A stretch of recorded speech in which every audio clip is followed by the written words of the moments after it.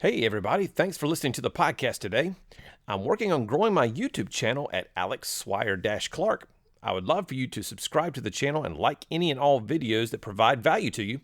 All of the podcasts can be found there, as well as lots of different video content on emotional intelligence and how you can apply it to improve your personal and professional relationships. Thanks for subscribing, and now on to the show. Why can't my girlfriend and I get along? Why can't we just get along, man? Sometimes I just want to get along. Okay, back off. I'm professional. Okay, now why can't we get along? Well, it's pretty simple, because she thinks you're crazy and you think she's crazy. In this video, we're going to find out that neither one of you are crazy. You just have different personalities. Stay tuned to find out more. Welcome to the Rapport Advantage Podcast, transforming the way leaders communicate. Here's your host, human behavior expert and professional speaker, Alex Swire-Clark.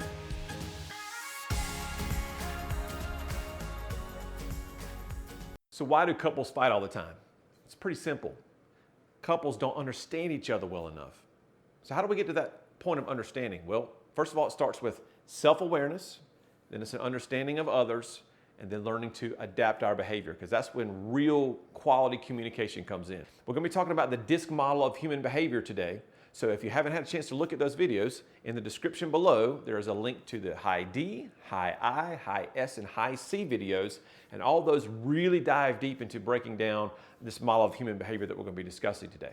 So in terms of talking about you and your girlfriend, let's think about who is she and who are you? So let's talk about you first. I can divide the world into two kinds of people, okay?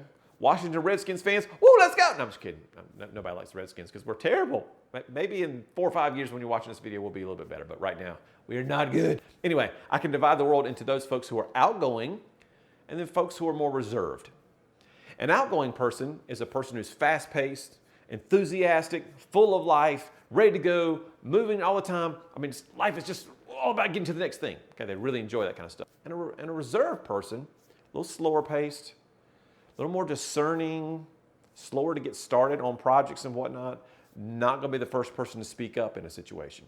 When we're talking about this fast and slow and this outgoing versus reserved, we're talking about this internal motor that you have, your pace. So if I have an outgoing person, a fast-paced person in front of me, and I lean in and listen to their internal motor, it sounds like this. I mean, they're ready. They're in a Ferrari. It's ready to go as fast as they possibly can. If I'm talking to a reserved person, I lean in close to them and listen to their internal motor. It sounds like this. And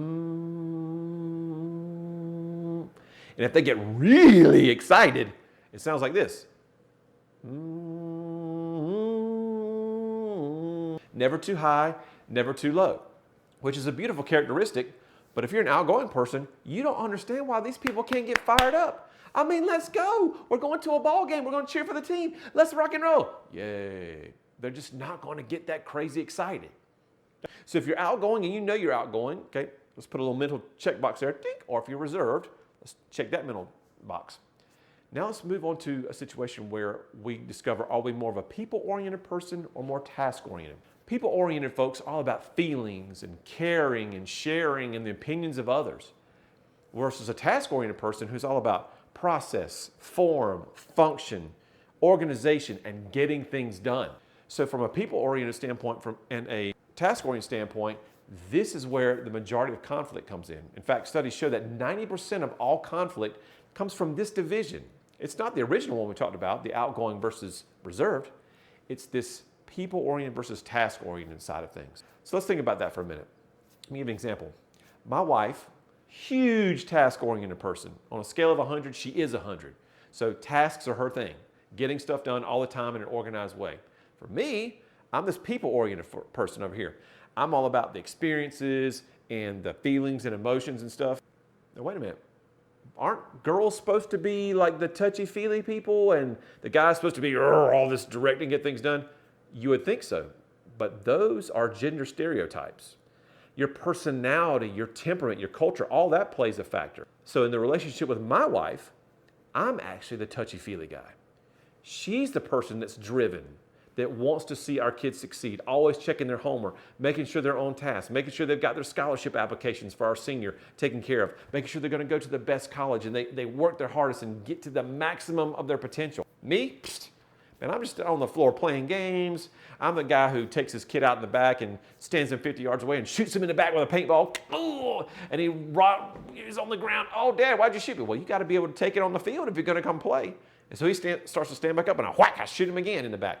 Just to make sure, again, he's my son. He's got to be able to take it. Now, who does that? Some illogical person like me. I'm a high I. That's what I do. So from that standpoint, we're not worried about gender roles, and it's all about who you are as a person. So people-oriented versus task. On a weekend, as a people-oriented person, oh my gosh, I just want to go hang out with people. And the more people, the merrier. And the more different people I can find, the merrier. I've got a board game group that I like to spend time with. And then I've got my paintball team that's over here that I like to spend time with. And then I've got my people over here who like to go just to the little Frankie's Fun Park. And we play putt-putt or do whatever else. And so I'm hopping from here to over here to over here with all these different friends. And my wife doesn't understand that. She's task-oriented. Why you have to be gone all the time? Why can't you spend time with me? Well, I like spending time with you, but I also like spending time in these other places. So your girlfriend may be one of these people who likes to spend time with everyone else, and you may be more of these task-oriented person who says, hey, sweetheart, why don't you spend more time with me? See any potential conflict there? Let's get back to that weekend example.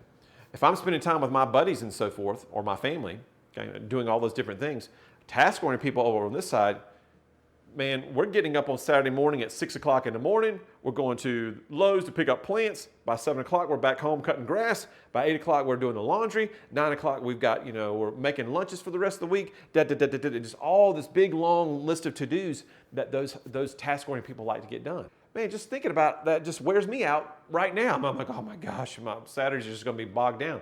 When's the time for me? When's some me time? Okay. People versus tasks. The task-oriented people, get it all done. Let's do it, but let's have some fun doing it, and not necessarily as much. Again, you can see where we might have some potential conflict there.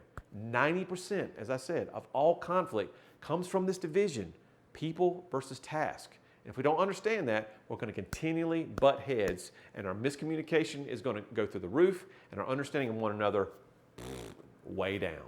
Are you an outgoing or reserved person? Are you people or task-oriented? And what's your girlfriend?